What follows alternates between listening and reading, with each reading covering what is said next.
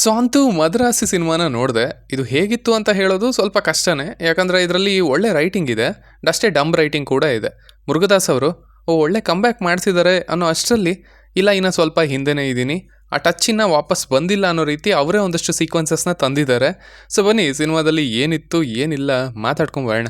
ಮದರಾಸಿ ಇದು ಮುರುಗದಾಸ್ ಅವರು ಡೈರೆಕ್ಟ್ ಮಾಡಿರುವಂಥ ಚಿತ್ರ.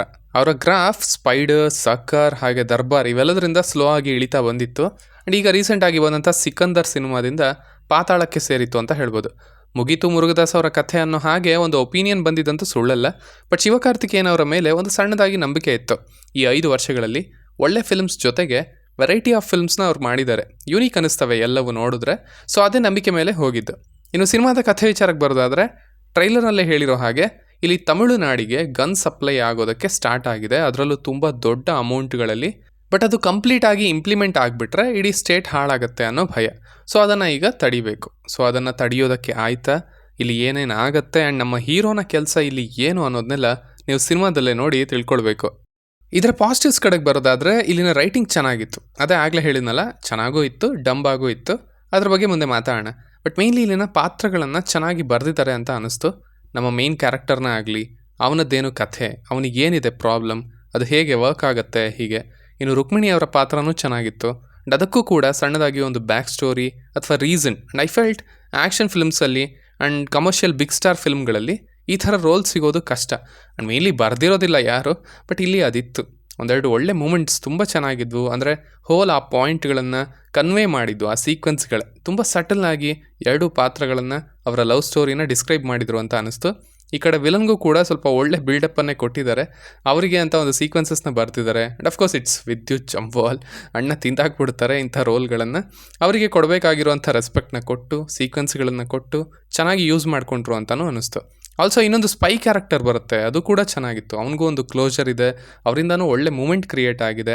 ಸೊ ಹೀಗೆ ಆ ಓಲ್ಡ್ ಮುರುಗದಾಸ್ ಟಚ್ ಸಣ್ಣದಾಗಿ ಅಲ್ಲಲ್ಲಿ ಕಾಣಿಸ್ತಾ ಇತ್ತು ಅಂತ ಹೇಳ್ಬೋದು. ಕ್ಯಾರೆಕ್ಟರ್ಸ್ ಚೆನ್ನಾಗಿದ್ವು ಆ್ಯಂಡ್ ಅವುಗಳನ್ನು ಆದಷ್ಟು ಚೆನ್ನಾಗಿ ಉಪಯೋಗಿಸ್ಕೊಂಡಿದ್ದಾರೆ ಕೂಡ. ಇನ್ನು ಇದರ action blocks, first action sequence was good, but ಅದನ್ನು ಎಡಿಟ್ ಮಾಡಿರೋ ರೀತಿ ತುಂಬ ಕ್ಲಮ್ಸಿ ಆಗಿತ್ತು. ಅದು ನನಗಷ್ಟೇ ಅನ್ನಿಸ್ತಾ, ನಿಮಗೂ ಅನಿಸುತ್ತಾ ಹೇಳಿ ಯಾರು ನೋಡಿದ್ರೆ. ಬಿಟ್ಟರೆ ಇನ್ನೆಲ್ಲ ಚೆನ್ನಾಗಿದ್ವು ಅಂತ ಹೇಳ್ಬೋದು. ಸ್ಪೆಷಲಿ ಹಾಸ್ಪಿಟಲ್ ಫೈಟ್ ಸೀನ್ ಒಂದಿದೆ, ಅದು ಇಷ್ಟ ಆಯಿತು. ನಂತರ ಕ್ಲೈಮ್ಯಾಕ್ಸಲ್ಲಿ ಒಂದಷ್ಟು ಕ್ಯಾಮ್ರಾ ಜೊತೆ ಆಟ ಆಡಿದ್ದಾರೆ ಆ ಕ್ಯಾರೆಕ್ಟರ್ನ ತೋರಿಸೋದಕ್ಕೆ ಅಂತ, ಅದು ಕೂಡ ಚೆನ್ನಾಗಿತ್ತು. ಇನ್ನು ಪರ್ಫಾರ್ಮೆನ್ಸಸ್ ಕಡೆಗೆ ಬರೋದಾದರೆ, ಶಿವಕಾರ್ತಿಕೇಯನ್ ಅವರು ಚೆನ್ನಾಗಿ ಮಾಡಿದ್ದಾರೆ. ಒಂದೇ ಒಂದು ಕಂಪ್ಲೇಂಟ್ ಏನಂದರೆ, ಇಷ್ಟು ಇನಸೆಂಟ್ ಆಗುವಂಥ ಅವಶ್ಯಕತೆ ಇರಲಿಲ್ಲ ಆ ಪಾತ್ರ ಅಂತ. ಐ ಥಿಂಕ್ ಅದು ರೈಟಿಂಗಲ್ಲೇ ಬಂದಿದೆ ಅಂತ ಅಂದ್ಕೊಳ್ತೀನಿ. ಬಟ್ ಐ ಫೀಲ್ಟ್ ಅಂದರೆ ಇದು ಈ ಪರ್ಫಾರ್ಮೆನ್ಸ್ ಇನ್ನೊಂದು ಲೆವೆಲ್ ಕೆಳಗೆ ಕೂಡ ಇರ್ಬೋದಿತ್ತು, ಇನ್ನೂ ಸಟಲಾಗಿ ಕೂಡ ಇರ್ಬೋದಿತ್ತು ಅಂತ. ಸ್ಪೆಷಲಿ ಆ ಇನ್ನೋಸೆಂಟ್ ಪಾರ್ಟ್ ಏನಿದೆ ಅದ್ರ ಬಗ್ಗೆ. ಬಿಕಾಸ್ ಆಲ್ರೆಡಿ ಪಾತ್ರ ಏನು ಅನ್ನೋದು ಕನ್ವೇ ಆಗಿದೆ. ಸೊ ಅದನ್ನು ಪ್ರತಿ ಸಲ ವಿಶ್ಯುವಲಿ ತೋರಿಸೋವಂಥ ಅಥವಾ ಡೈಲಾಗ್ಸಲ್ಲಿ ಹೇಳೋವಂಥ ಅವಶ್ಯಕತೆ ಇರಲಿಲ್ಲ ಅಂತ. ಇನ್ನು ರುಕ್ಮಿಣಿ ಅವರಿಗೆ ಈ ಕ್ರಾಫ್ಟ್ ಮೇಲೆ ಹಿಡಿತಾ ಇದೆ ಡೆಫಿನೆಟ್ಲಿ. ಅಂದರೆ ಶಿ ನೋಸ್ ಏನು ಮಾಡಬೇಕು ಅನ್ನೋದು, ಅದು ವರ್ಕ್ ಆಗಿದೆ ಅಂತ ಹೇಳ್ತೀನಿ. ಇನ್ನು ಅನಿರುದ್ಧ್ ಅವರ ಮ್ಯೂಸಿಕ್, ತಂಗಪೂವೆ ಅಂತ ಒಂದು ಹಾಡಿದೆ, ಅದು ನಂಗೆ ತುಂಬ ಇಷ್ಟ ಆಯಿತು. ಇಟ್ಸ್ ಗುಡ್, ಕೇಳಿ. ಆಲ್ಸೋ ವಳಿ ಇರನೆ ಅಂತ ಒಂದು ಸಾಂಗ್ ಇದೆ, ಅದು ಆಲ್ಮೋಸ್ಟ್ ಹಯೋಡ ಸಾಂಗ್ ಇದೆಯಲ್ಲ ಜವಾನ್ದು, ಅದಕ್ಕೆ ಸಿಮಿಲರ್ ಆಗಿದೆ. ಬಟ್ ಒಳ್ಳೆ ವೈಬ್ ಮೆಟೀರಿಯಲ್ ಅಂತ ಹೇಳ್ಬೋದು. ಇನ್ನು ಥೀಮ್ ಮ್ಯೂಸಿಕ್ಗಳಿದ್ದಾವೆ, ಅಫ್ಕೋರ್ಸ್ ಅವರಿದ್ದಾರೆ ಅಂದರೆ ಅವು ಇದ್ದೇ ಇರ್ತವೆ. They are also good. Especially animal instinct ಅಂತ ಒಂದು ಬರುತ್ತೆ, ದಟ್ ವಾಸ್ ಗುಡ್ ಅಂತ ಹೇಳ್ಬೋದು. ಇನ್ನು ಇದರ ನೆಗೆಟಿವ್ಸ್ ಕಡೆಗೆ ಬರೋದಾದರೆ, ಈಗ ನೋಡಿ ಇವು ಆಲ್ಮೋಸ್ಟ್ ಈಕ್ವಲ್ ಕ್ವಾಂಟಿಟಿಯಲ್ಲೇ ಇದ್ದಾವೆ. ಅದೇ ರೈಟಿಂಗ್ ಕಡೆಗೆ ಬರೋದಾದರೆ, ಆಫೀಸರ್ಸ್ನ ಡಮ್ ಮಾಡಾಕಿದ್ದಾರೆ.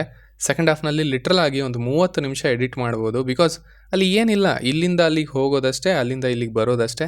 ತಾವೇ ಪ್ಲ್ಯಾನ್ ಮಾಡಿ, ತಾವೇ ಕರೆಸ್ಕೊಂಡು, ಎಲ್ಲ ಗೊತ್ತಿದ್ದು ಎಲ್ಲನೂ ಎಲ್ರಿಗೂ ತಿಳಿಸಿ ಕೂಡ ಅಲ್ಲಿ ಫುಲ್ ಫೋರ್ಸ್ ಇರೋದಿಲ್ಲ. ಇನ್ನು ನಮ್ಮ ಹೀರೋ ಧಮ್ಕಿ ಹಾಕ್ತಾನೆ, ಅಲ್ಲೇ ಬರೀ ಸಾಯಿಸೋದಲ್ಲ, ನೀನು ಅವಳನ್ನು ಮುಟ್ಟಿದ್ರೂ ಕೂಡ ಇಲ್ಲಿ ಜೀವ ಹೋಗುತ್ತೆ ಅಂತ ಧಮ್ಕಿ ಹಾಕಿದ್ರೂ ಆಗೋಗಿರೋದು. ಹೀಗೆ ಲಾಟ್ ಆಫ್ ಡಮ್ ಸೀನ್ಸ್. ಇಂಟರ್ವಲ್ ತನಕ ಕೂಡ ಒಂದಷ್ಟು ಸೀಕ್ವೆನ್ಸಸ್ ಬರ್ತವೆ, ಬಟ್ ಬಂದರೂ ಸಹ ಕೋರ್ ಐಡಿಯಾ ಚೆನ್ನಾಗಿದೆ ಆ್ಯಂಡ್ ಪಾತ್ರಗಳು ಚೆನ್ನಾಗಿದ್ದಾವೆ. ಸಿಮಿಲರ್ ಟು ತುಪಾಕಿ ಅಂತ ನೋಡ್ತಾ ಇರ್ತೀವಿ, ಅದನ್ನೇ ಕಂಟಿನ್ಯೂ ಮಾಡಾಕಿದ್ರು ಚೆನ್ನಾಗಿರೋದು, ಆಗೋಗಿರೋದು. ಬಟ್ ಇಲ್ಲಿ I don't know, old treatment ಅನ್ಬೇಕಾ ಅಥವಾ ಹೀರೋ ಇನ್ನೂ ಕೆಳಗಾದರೆ ಆ ಮೇನ್ ಕ್ಯಾರೆಕ್ಟರ್ ಹೊರಗೆ ಬರುತ್ತೆ ಅಂತನೋ ಏನೋ ಆ ಥಾಟಲ್ಲಿ ಇವರು ಸೆಕೆಂಡ್ ಹಾಫ್ನ ಎಳ್ದಾಕಿದ್ದಾರೆ, which was not needed really. And ರೈಟಿಂಗಲ್ಲಿ ಏನೇನು ಪಾಸಿಟಿವ್ ಆಗಿತ್ತೋ ಅದೆಲ್ಲ ಇಲ್ಲಿ ನೆಗೆಟಿವ್ ಆಗಿಬಿಡುತ್ತೆ. ವೈ ಇಷ್ಟು ಯಾಕೆ ಅನ್ನೋ ಕ್ವಶನ್ ಬರ್ತಾ ಹೋಗುತ್ತೆ. ಸೊ ಹಾಗಾಗಿ ಇಡೀ ಈ ಸಿನಿಮಾದ ಇಂಪ್ಯಾಕ್ಟ್ ಕಮ್ಮಿ ಆಗುತ್ತೆ, ಒಪಿನಿಯನ್ ಕೂಡ ಸ್ಲೈಟಾಗಿ ಚೇಂಜ್ ಆಗುತ್ತೆ ಅಂತ ಹೇಳ್ಬೋದು. ಸೊ ಸಿಂಪಲಾಗಿ ಹೇಳೋದಾದರೆ, ಇದೊಂದು ಎಬೋ ಅವರೇಜ್ ಸಿನಿಮಾ ಅಂತ ಹೇಳ್ಬೋದು. ಆ್ಯಕ್ಚುಲಿ ಎಬೋ ಅವರೇಜ್ ಮತ್ತು ಡೀಸೆಂಟ್ ವಾಚ್ ಮಧ್ಯದಲ್ಲೇ ಇದೆ. ಅಂದರೆ ಇಟ್ಸ್ ನಾಟ್ ಬ್ಯಾಡ್, ಒಳ್ಳೆ ರೈಟಿಂಗ್ ಕಾಣುತ್ತೆ, ಒಳ್ಳೆ ಎಲಿಮೆಂಟ್ಸ್ ಕೂಡ ಕಾಣುತ್ತವೆ. ಬಟ್ ಸೆಕೆಂಡ್ ಹಾಫಿನ ಭಾರ ಟೋಟಲ್ ಸಿನಿಮಾ ಮೇಲೆ ಬಿದ್ದಿದೆ, ಅದು ಕೂಡ ಎಕ್ಸ್ಪೀರಿಯನ್ಸ್ನ ಮೇಲೆ ಬಿದ್ದಿದೆ ಅಂತ ಹೇಳ್ಬೋದು. ಸೊ ಇಷ್ಟು ನನ್ನ ರಿವ್ಯೂ ಆಗಿತ್ತು ಈ ಸಿನಿಮಾದ ಬಗ್ಗೆ. ಇನ್ನು ನೀವು ಆಲ್ರೆಡಿ ಈ ಸಿನಿಮಾವನ್ನು ನೋಡಿದರೆ ನಿಮಗೆ ಇದು ಹೇಗನ್ನಿಸ್ತು ಅನ್ನೋದನ್ನು ಖಂಡಿತ ಕೆಳಗಡೆ ತಿಳಿಸಿ. ಆ್ಯಸ್ ಯೂಶ್ವಲ್ ಮತ್ತೆ ಸಿಗೋಣ.